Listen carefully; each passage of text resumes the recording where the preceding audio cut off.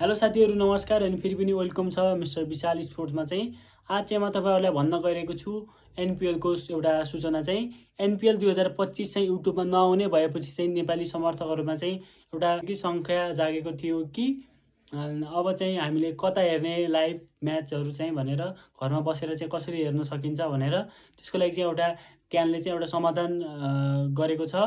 हामीले चाहिँ अब घरमा बसी जम्मा 300 रुपैयाँमा चाहिँ लाइभ म्याच हेर्न पाउने छौं।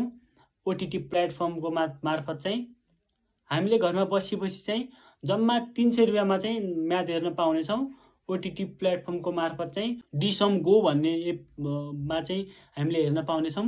डिसम गो एपमा चाहिँ हामीले अब लगइन गरेर त्यहाँ चाहिँ एक महिनाको सब्स्क्रिप्सन लगेर चाहिँ हामीले एनपीएल हेर्न पाउने छौं। जानुस् एपमा चाहिँ लगइन गरेर सब्स्क्रिप्सन लग्नुस् र यो भिडियो मन पर्यो भने लाइक कमेन्ट शेयर सब्स्क्राइब गरिदिनु होला। फेसबुकमा र फेसबुकमा हेर्दै हुनुहुन्छ भने चाहिँ फलो गर्नु होला।